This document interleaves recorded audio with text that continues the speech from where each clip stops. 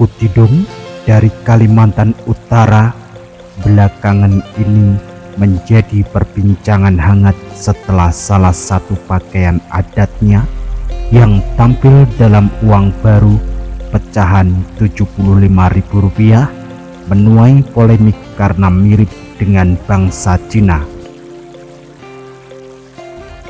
Suku Tidung merupakan sub-etnis Dayak yang bermata sipit, namun bukan dari Cina. Tidak selalu yang bermata sipit adalah Cina. Banyak suku bangsa di Indonesia yang nyatanya memiliki mata sipit.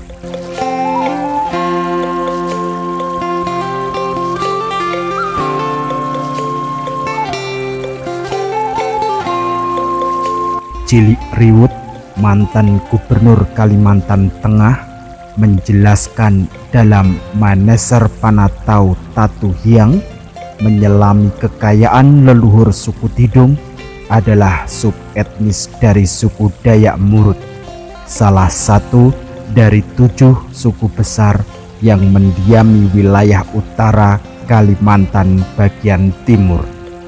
6 suku lainnya yaitu Ngaju, Apukayan, Iban, Klemantan, Punan, serta Otdanu. Suku Tidung sendiri masih terbagi dalam 10 suku lainnya. Mereka bermukim di kawasan pesisir utara dan menganut agama Islam. Kata Tidung dalam suku Tidung berasal dari tiding atau tideng yang berarti bukit atau gunung. Ini menggambarkan bahwa kelompok suku ini berasal dari daerah pegunungan di wilayah Kalimantan di sebelah timur laut. Suku Tidung memiliki pergerakan yang dinamis, berpindah dari pedalaman Kalimantan di Kabupaten Tanah Tidung hingga ke Malaysia, Mindanao, mendekati pantai di Nunukan, Tarakan, dan Berau.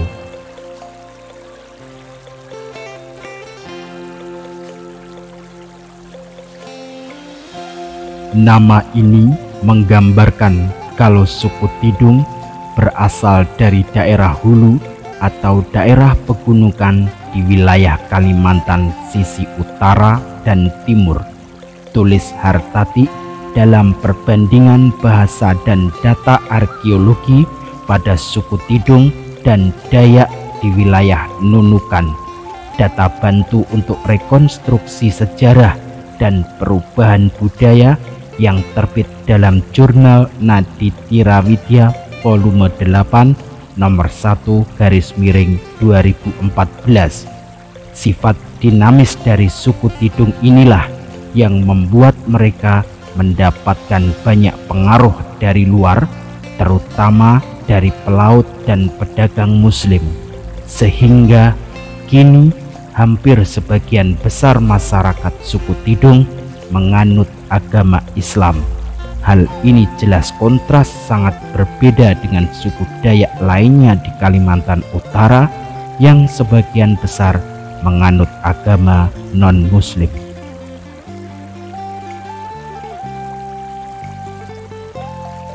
Sebenarnya mata sipit masyarakat suku Tidung diturunkan dari leluhur mereka yang berasal dari suku Dayak.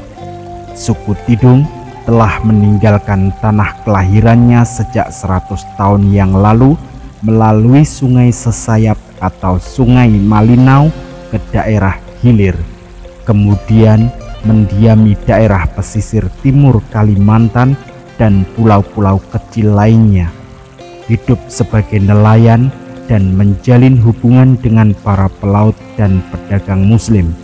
Arkeolog Balai Arkeologi Banjarmasin Nugroho Nur Susanto dalam pengaruh Islam terhadap identitas Tidung menurut bukti arkeologi yang terbit dalam Naditira Widya volume 7 nomor 2/2013 menyebutkan bahwa suku Tidung berpindah melalui Sungai Sesayap atau Sungai Malinau ke daerah hilir dan mendiami pesisir juga pulau-pulau kecil sisi timur Kalimantan lainnya. Perkiraannya mereka sudah meninggalkan tempat asalnya hampir 100 tahun yang lalu.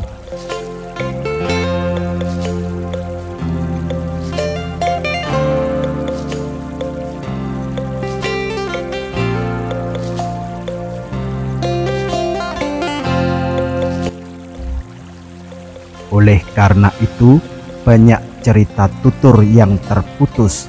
Salah satunya, suku Tidung tidak memiliki mitos atau legenda yang berkaitan dengan asal-usul nenek moyangnya sebagaimana masyarakat Dayak. Meskipun demikian, masih ada sisa tradisi pra-Islam yang masih tersisa di masyarakat Tidung yang menjadi bukti hubungan kekerabatan dengan suku Dayak. Meskipun telah menganut Islam, masyarakat sangat percaya pada roh leluhur seperti halnya suku Dayak. Sebagian masih melakukan ritual yang kaitannya dengan tradisi nenek moyangnya, terutama dalam memaknai tempat-tempat keramat. Kepercayaan terhadap roh leluhur menjadi konsep megalitik yang masih dikenal oleh suku Tidung hingga saat ini.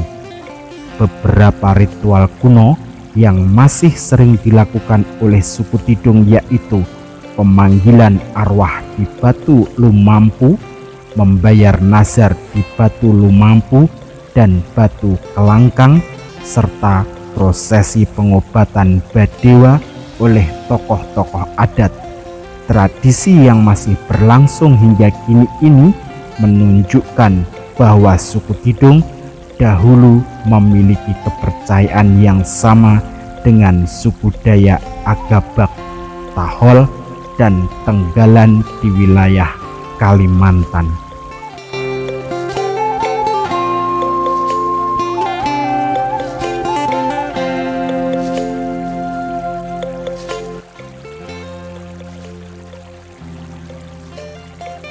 Sejarah suku Tidung Tarakan berkaitan erat dengan Kesultanan Bulungan Besar yang pernah berdiri di daerah utara Kalimantan. Kesultanan ini lahir dari aktualisasi hegemoni yang berasal dari komunitas masyarakat suku Tidung. Secara formal, Islam hadir saat Kesultanan Bulungan berdiri. Hal ini ditandai dengan datangnya seorang ulama Arab dari Demak, yaitu Said Abdurrahman bin Faqih, yang melakukan Islamisasi pada masyarakat Tidung. Hal ini dapat dilihat dari makam penyiar agama, yaitu Said Ahmad Maghribi di Desa Salim Batu, Kecamatan Tanjung Palas, Kabupaten Bulungan. Letaknya di lereng tebing di sebelah barat aliran Sungai Pimping yang bermuara di Teluk Sekatak. Berdasarkan angka yang tertulis di dalam nisan, diketahui bahwa ulama ini meninggal pada tahun 1832 Masehi.